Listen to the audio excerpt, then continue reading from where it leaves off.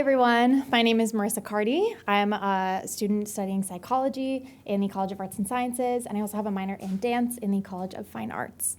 My project is entitled Somewhere Among the Wildflowers, Poetry on the Psychology of Well-Being. And my two amazing advisors for this project were Professor Carrie Bennett and Professor Jessica Bosek. When we think about mental health, we tend to only focus on illness, on treating disease and symptom. But there's another dimension to mental health, and that is well-being. Many of us think that a lack of mental illness is the only thing that we need to be content. However, if you look at this graphic, you can see that you can be in a state of languishing even if you have medium mental illness or low mental illness. We can be in the sense of languishing when we're feeling emptiness, like we don't have a purpose or like we don't belong, but we're not clinically depressed. So in addition to alleviating mental illness, we also need to focus on developing well-being. Some of the components that define well-being and can push us from languishing into flourishing are compassion, belonging, joy, meaning, hope, and purpose. And it's a combination of low mental illness and high well-being that defines optimal mental health. Unfortunately, right now, we're in the midst of a mental health crisis, with rates of loneliness, depression, and suicide skyrocketing in recent years, and overall rates of happiness declining. Things are so bad that 50% of college students are actively suffering from a diagnosable mental illness. That's 1 in every 2 students in this room. So our mental health is not doing so well. But we know how to fix it. Articles like 11 Ways to Look After Your Mental Health at Uni and 5 Proven Keys to Improve Your Well-Being can be found with a simple Google search. And even the BuzzFeed one is scientifically accurate. But if we know these answers, why are we struggling to apply them? Clearly, this is insufficient. And this is where poetry comes in. Now, I'm sure many of you hear the word poetry and think, I don't understand that. That's kind of the point. Poetry is associative. It forces us to imagine and introspect. And in this way, it's a more active and interactive way of reading. The reader has to do more work to develop an understanding and interpretation of the poem.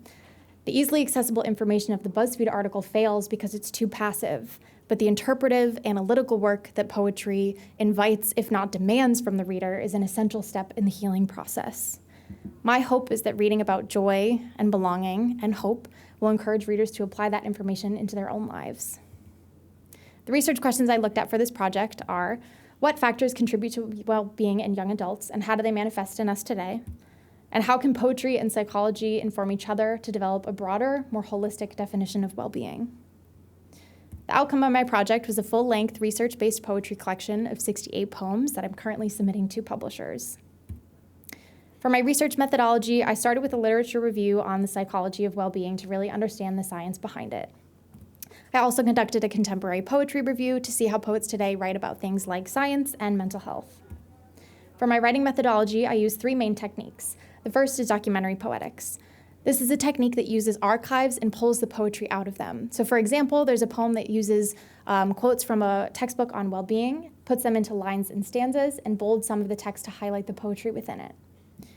I also used a technique, storytelling statistics. Now, this is imagining the experience of somebody who embodies a research trend in a way that reinserts the humanity into that trend. So for example, a citation about time affluence being related to well-being more than material affluence retells this finding through story, focusing on the concrete details that allow us to understand and empathize with what this looks like in someone's actual life. And finally, I wrote from emotional narrative experiences that present the qualitative sensory evidence of well-being. For example, one poem describes the feeling of contentment as it sits in our chest. This is something that traditional science can't examine, so it has to be examined by poetry. So let's break down this process. This is a citation to one of the articles that I read for my literature review on well-being. Mindfulness and self-compassion as predictors of psychological well-being in long-term meditators and matched non-meditators. Now let's look at the poem that I wrote in response to this citation to see how they relate. This is an excerpt from a piece called Meditation. Breathing in, I am breathing in. Breathing out, I am breathing out. Thoughts are clouds, intangible. They drift across my mind. Is my grant proposal due today or Tuesday? Weight grounds us. I feel my weight. Earth supports us. I am rooted in it. So first, we have the guided meditation as a poetic form. This is a documentary poetic technique. Repetition, lyricism, and imagery are already inherent in meditation, and so placing this in a poem emphasizes these qualities. We also have typography with italicized text on one side, regular text on another side, and bolded text kind of disrupting the form of the poem to further develop this sense of lulling, and the text also moves towards the center to mimic a sense of grounding. And finally, we have this disruption in both the rhythm and the tone of the poem. And this is to mimic how our thoughts often disrupt us when we're meditating. So this is how the formal elements of this one particular poem communicate the elements of the research article. And this is just one example. And finally, I want to end with a reading of two pieces from the collection. This first one is called I Still Have Bad Days. I welcome them now. Embrace the rain with butterflies on my rain boots. Shamefully, I needed the data to prove it, and scientific verse delivered. Shadows really do relieve the light. I know now that a good life does not equate to a sum of good days. No longer do I fear gloom or flinch at restlessness. Hopeless moments are not unbearable, nor bad omens of worse tomorrows. Now I am the steaming lavender tea I clutch onto when the bad news refuses to yield. I am the blanket I wrap around myself on stormy evenings. The citation for this article was Positive Psychology, the Science of Happiness and Flourishing. And the quote that this poem was based on is, people who scored 10 on a 10-point scale of happiness were actually worse off than those who scored an 8 or a 9. And finally, this last piece is called Vulnerability University. In college, I majored in softening. My rigid perfectionism, razor-sharp opinions, barbed emotional fences turned fluffier, more malleable. The hardest work is dismantling those pervasive, familiar evils, turning up the hard-packed dirt where rock walls once stood into supple soil. Thank you.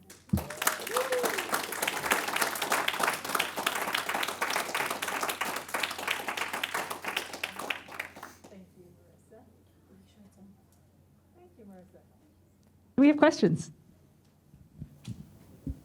That was great, Marissa. So I'm wondering, like, what is the distribution process of this, or like, how do you see this being like a public? Like, do you see this being a public thing, or so on? Yeah. Yeah, thanks so much for your question. So the way that poetry publishing traditionally works is instead of submitting to a publisher and pitching it, you actually submit to a publishing competition. So I submitted to 8 competitions. I'll hear back from the first ones in late summer and fall. And then it's just really up to the people who decide on the competitions. I would love to have it published. It's kind of out of my control at this point, but we'll see. So with these like publishing competitions, do you just send the body of work, like just the poems, or do you also send along like this was the thought process, this is the I don't know, like the presentation essentially, or something along those lines? That's a good question. It mostly depends on the publisher. Some publishers will ask for what's called like a query letter or a cover letter, where you talk about the central themes. You never really talk about your process. Again, they kind of want to leave it up to interpretation, and they want to be able to evaluate themselves the formal elements and what they see. Some publishers want nothing other than the body of the work. Hey, thank you so much for that presentation. I'm curious, since your background is in psychology, I'm just kind of wondering if you could walk us through your own journey into doing poetry, because I think it's really cool that you did that. Thank you. It started out as just a hobby, and I got the piece of advice from a former Kilachand student to do something fun for my Keystone project. So I really started to pursue this a little bit more seriously. I don't really have any credentials to do this project, but I did it anyway, and I learned a lot, and I think I've definitely grown a lot as a writer over the past 2 years of working on this project. But it really started out as a hobby. I've never had much formal training in it. So you mentioned that one of your goals is to get it published. I know someone who has self-published a collection of short stories. That's not poetry. So is that an option, a route for a poetry collection, is just self-publishing? It definitely is a route. It's something that I personally would like to avoid, just because I'm not really interested in the like self-promotion, building a brand, and advertising. I'm really much more interested in like the work itself. And also I would love to work with a publisher that can give editing feedback, help with things like cover design and things like that. I have a question about the way that you're bringing poetry into thinking through another sort of access point for dealing with well-being and flourishing. So I wonder, you make this incredibly strong case about the associative aspects of poetry and about the interpretive and the kind of intersubjective aspects of poetry, and how that is a therapeutic value. But then I wonder how you sort of square that with the anguished poet and with the ways in which we see even, sort of empirically and also mythically, the idea of very high rates of mental illness among poets and other artists. So how do you make sense of that? Yeah, that's a great question, and I'm glad that you brought that up, because there is what's called the Sylvia Plath effect, which is that higher association specifically among female artists with higher rates of mental illness as compared to the regular population.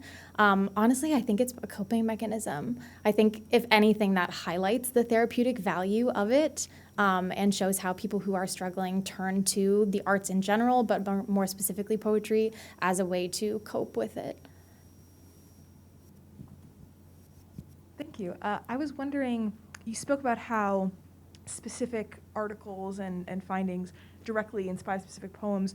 What role does that have in the book itself? Like, are the poems just there by themselves and that was your thought process behind them, or is this science have this explicitly stated in the book itself? Yeah, that's a great question.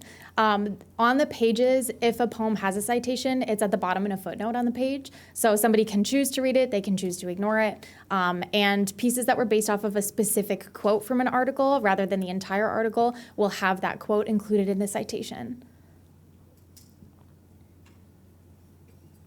We have time for one last question, and it goes to Aiden. I don't feel like I deserve the honor of the last question. Oh, Aiden. Thank you so much for this presentation. This is incredible in so many ways. It's really cool hearing sort of the scholarly inspirations for the thought process, but I'm curious what your poetic or sort of artistic inspirations are, or maybe some poets that you really like. Yes, there are. Mary Oliver is one of the first ones that stands out to me. She's obviously very well established. A lot more of the other ones that inspire me are more contemporary. So Shura Ehrlichman is somebody who only has one collection published. It's called Odes to Lithium. It's actually based on her experience with bipolar disorder. Absolutely phenomenal. I read the whole thing in like 2 hours.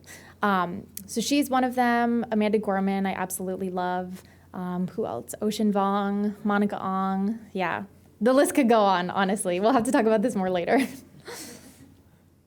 Which is a great segue into talking more about everything later. Thank you, Marissa.